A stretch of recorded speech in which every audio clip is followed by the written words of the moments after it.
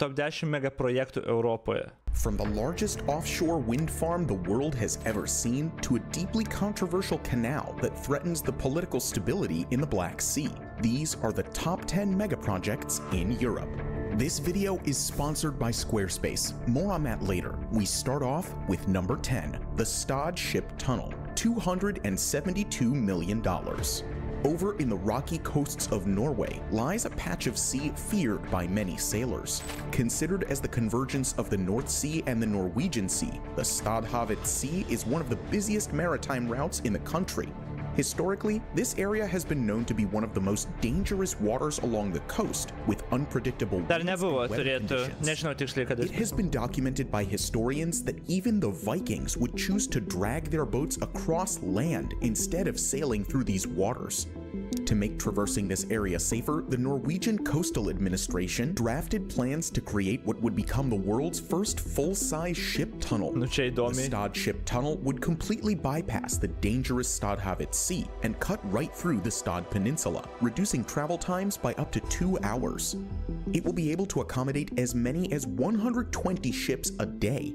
Once completed, the Stodd Ship Tunnel will be the first of its kind in the world, allowing for the passage of full-size oil tankers and cruise ships.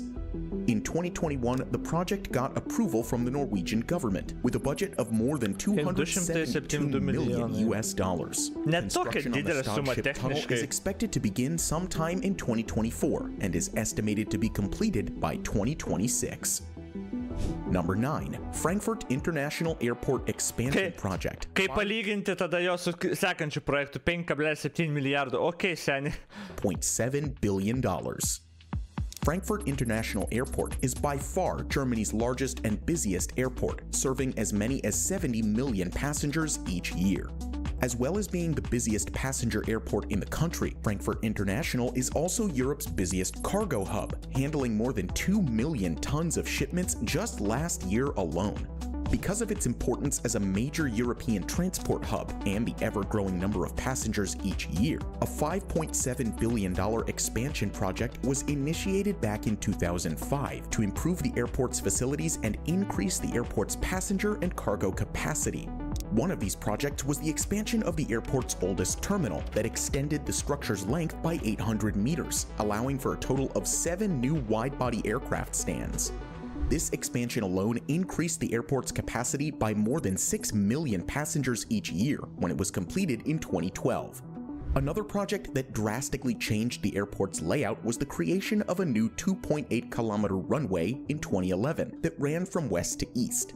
With this new runway, simultaneous landings were now possible, which significantly increased the amount of aircrafts the airport could handle. Finally, in 2015, construction on a brand new third terminal in a plot of land south of the runways began. The area used to be the site of a US airbase, but was reclaimed by the airport when the base closed down in 2005. The new Terminal 3 is expected to increase the airport's capacity by as much as 19 million passengers annually and cost more than $1.1 billion to construct. Because of the delays brought by the COVID-19 pandemic, the new terminal is now expected to open sometime in 2026. Number 8. Istanbul Canal, 10 to... Damn. Beje, nepamirškim, kad tas projektas kiek ten kainavo 200... Let pamiršau. 207? Kur jos suma rodė? 272 milijonai. Tada 5,7 milijardo ir dabar varom... Number 8. Istanbul Canal, $10 to $15 billion. Situated at the crossroads between Europe and Asia. Ir aš pradedu galvoti, kad jūs vis dėlto ateinat ne mano streamą pažiūrėti, o Pavelo paklausyti. Žinokit, aš jau pradedu kažkaip galvoti šitaip. Nežinau, kaip su tuo dabar čia. Nežinau, kaip čia reaguoti. Nežinau tiksliai, kada jis bus. Bet sakė, atvarysiu, aš sakiau, galėsi prisijungti, kada norėsi. Tai aš Discord'e, žinai, esu kaip ir visi gali prisijungti, kada tik norės, kai streaminu. Tai jo, jam lygiai ta pati taisyklė čia galioja, sakė, tai žinai ir... Yeah. The city of Istanbul in Turkey is located at one of the most strategic locations in the world. The city itself is built on either side of the critical Bosphorus Strait that connects the Black Sea to the Mediterranean and to the rest of the world's oceans. This natural waterway on its own sees more ships pass through it compared to the Panama and Suez canals combined. However, despite being completely within Turkish borders, Turkey actually doesn't benefit from the strait financially.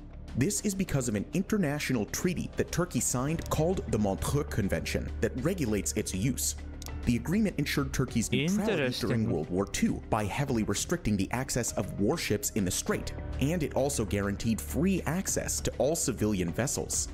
As one of the world's busiest shipping routes, the strait is oftentimes congested to the point wherein ships usually have to wait days just to pass through it.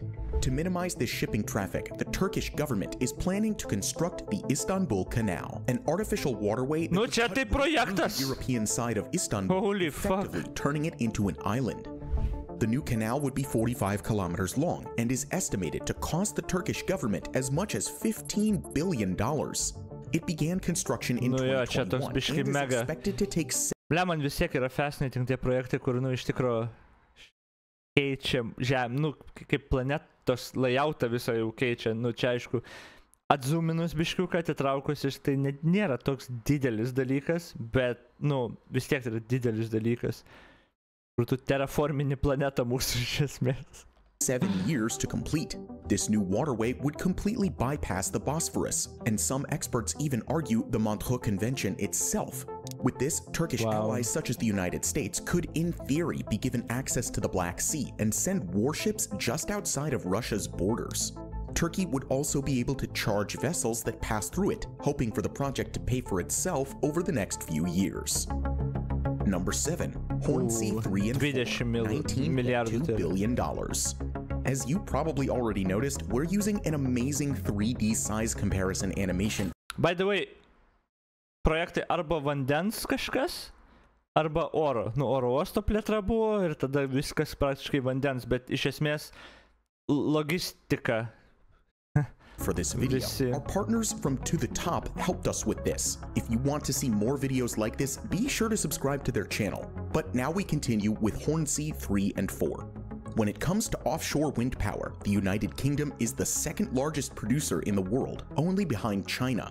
In fact, 4 out of the 5 largest offshore wind farms in the entire world are all located within the country. Most notable of the 4 are the Hornsea Project 1 and 2 wind farms, which are both the second and first largest in the world, respectively. Hornsea 1 and 2 are both located in the North Sea, 80 kilometers east, off the English coast. Together, these 2 wind farms generate a total of 2.7 gigawatts of power, enough to serve as many as 3 million UK homes. The wind farm will also take up an area of 870 square kilometers, which is roughly half the area of the City of London. However, despite the immense scale of the country's offshore wind farms, amounting to as much as 14 gigawatts of total generation, they are still a long way from their goal of reaching a combined capacity of 50 gigawatts by 2030. Because of this, newer and bigger offshore wind farms are currently being planned to be built in the country. Hornsea 3 is one of these wind farms currently under construction and is expected to be finished by 2027. Esmė, kad, techniškai turbūt vienas geriausių būdų, jeigu tu tikrai sieki tikslų ten savo tą, elektrą gamintis be atominių, be nieko, tai turbūt vienas geriausių būdų, nes techniškai, teritorija kaip ir negyvenama, vandenį, kaip čia, nereikia žemės alokuoti, tam nereikia, leidimų, pastoviai vėjuota, atokiau nuo žmonių kaip ir pastatai, jokio ten problemų su garsu ar ten dar kom nors, Tai jo, tokius, kai dabar jau technologija išvystyta, kad panašu, kad apsimoka, tai kodėlgi ne, belieka tik plėsti ir daryti, The project is planned to be built east of Hornsea 1, over an area of 700 square kilometers. Once complete, Hornsea 3 is expected to generate 2.8 gigawatts of power through 230 individual wind turbines, even more power than Hornsea 1 and 2 combined. Finally, Hornsea 4 is currently in its planning stage and will cover an area of 600 square kilometers northwest of Hornsea 1. The project is expected to start construction in 2023 and aims to be operational by the year 2027. Number 6. Energy Islands of Denmark, $30 billion. Continuing with the topic of offshore wind farms, Denmark is no stranger when it comes to this technology. The world's first ever offshore wind farm was actually built in the country way back in 1991 and served as a catalyst for the further development of the technology. Today, wind power accounts for almost half of Denmark's energy production, the highest percentage in the world. As part of their goal to further develop its sources of clean and renewable... Čia projektas toks? Jesus. Helipedai su lėktuvais, tai yra su laivais mini uostas. Renewable energy, the Danish government is planning to undergo the largest construction project in the entire country's history. By 2030, Denmark aims to build the world's first ever energy islands, which will connect massive offshore wind farms to Denmark and neighboring countries. Denmark's energy islands will consist of 2 large-scale offshore wind farms located in the North and Baltic Sea. Kaip sudėtinga ar lengva būtų sunaikinti tokius arba pažeisti tokius, aš dabar galvoju. Nu, tipo, karo metu įsivaizduokim. Jeigu tu, pažiūrėsi rusai ir kur tau pohui ir žmonės ir viską, ir įstatymai ir visiškai viskas, kaip sudėtinga būtų pažeisti tokią energetinę infrastruktūrą, kur realiai gali energijos tiekimą nutraukti, labai dideliem plotam praktiškai. Seas, an artificial island will be created in the North Sea section to act as a central hub for the area, and once completed, would have a capacity of up to 10 gigawatts, enough to serve 10 million European households.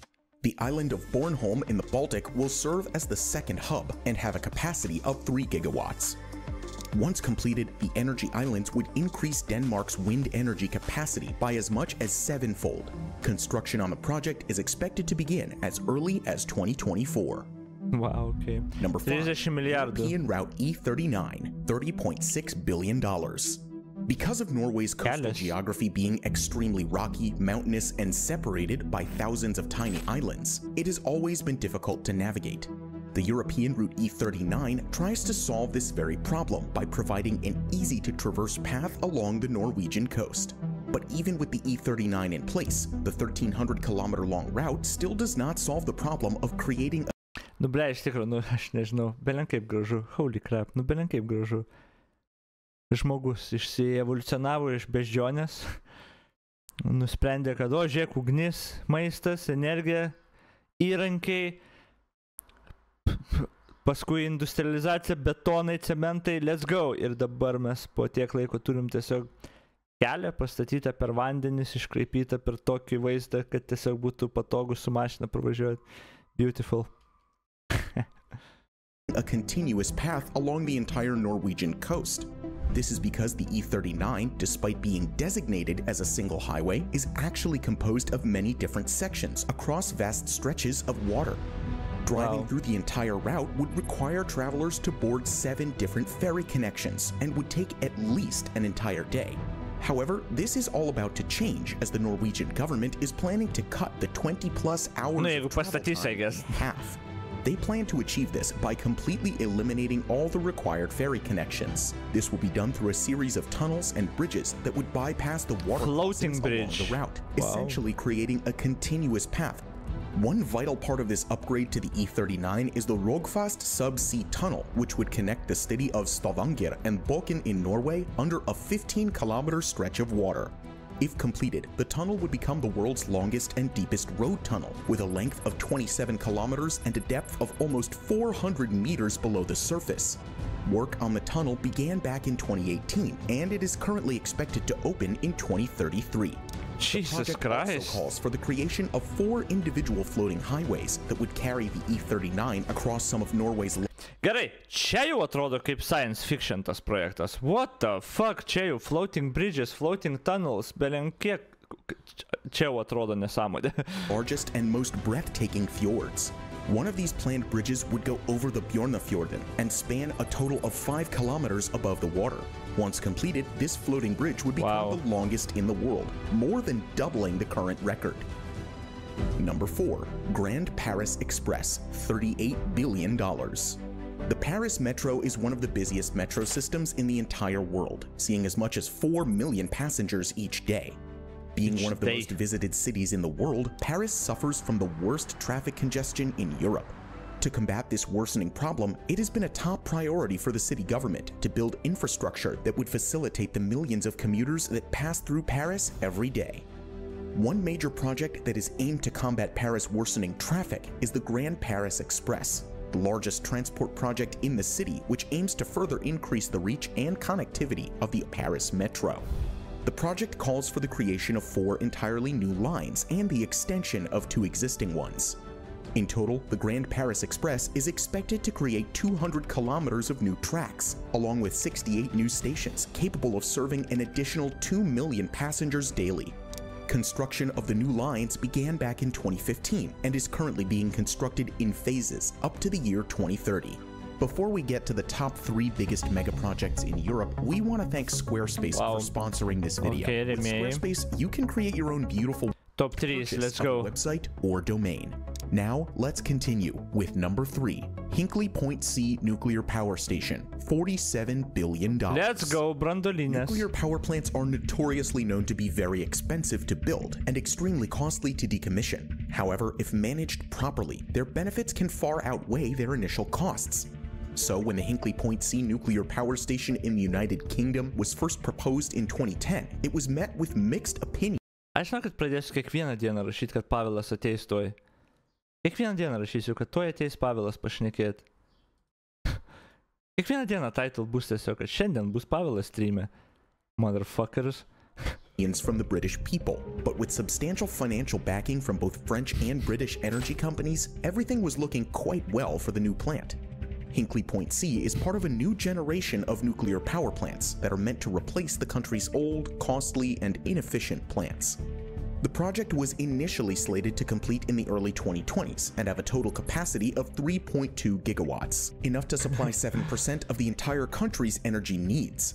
However, the construction was unfortunately met with multiple delays that pushed its completion date by 8 years and saw its cost balloon to more than double the initial estimates. One of Hinckley C's financial backers withdrew from the project back in 2013 amidst rising construction costs caused by the 2011 Fukushima disaster.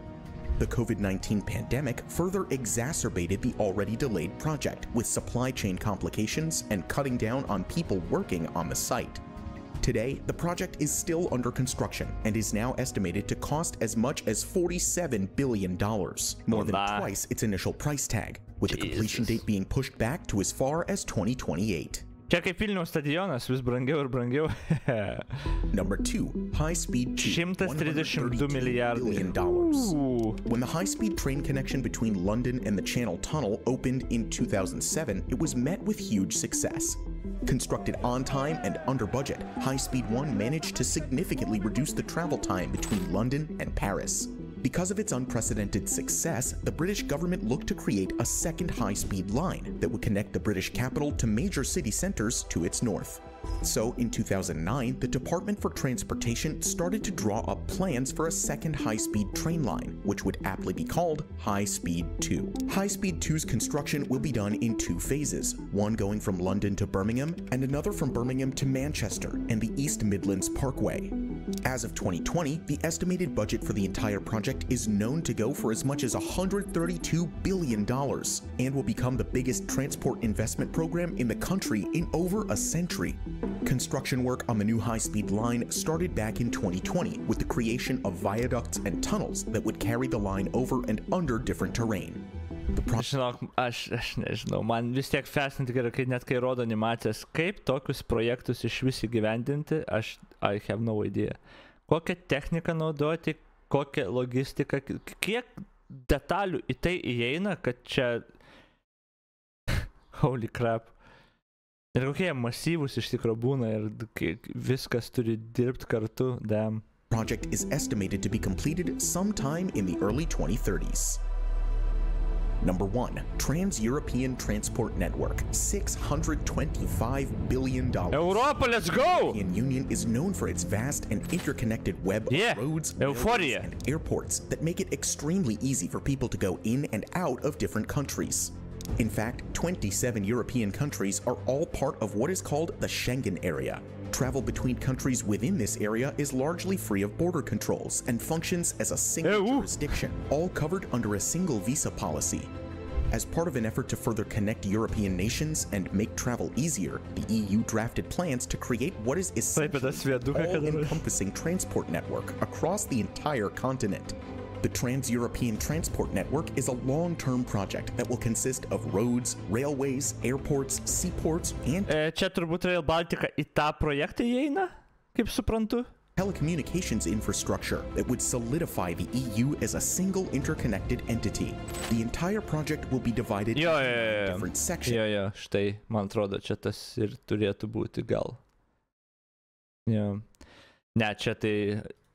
called core network corridors. Europa, let's go. Major population centers across Europe. The entire project is estimated to cost as much as $625 billion and is envisioned to be completed by 2050. One notable part of this ambitious vision is the Fehmarnbelt Tunnel, which will connect the German island of Finland to Holland in Denmark. The project started back in 2021 and once completed in 2029, it will become the world's longest road and rail tunnel. This vital piece of infrastructure would drastically reduce the travel time between the Danish capital of Copenhagen to the German city of Hamburg and the rest of continental Europe. Another interesting part of the project is the Hornsea-based tunnel, which will cross the Alps and connect Italy and France through high-speed rail. It's meant to bring together both countries' rail networks for easier trade and travel. At a length of 58 kilometers, the Hornsea-based tunnel is set to become the world's longest rail tunnel once it's completed sometime in 2030. Which of these projects are you the most excited to see? Let us know in the comments below. Mes europiečiai seni. Mes už Europos projektą gerai, vienareikšmiškai.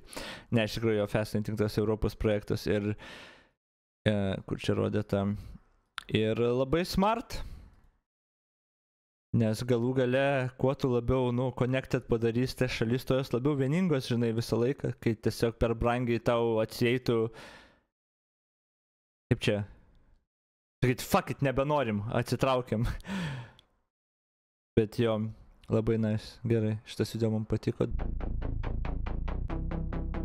Koks vakaras ilgas, kaip širdim man gelia.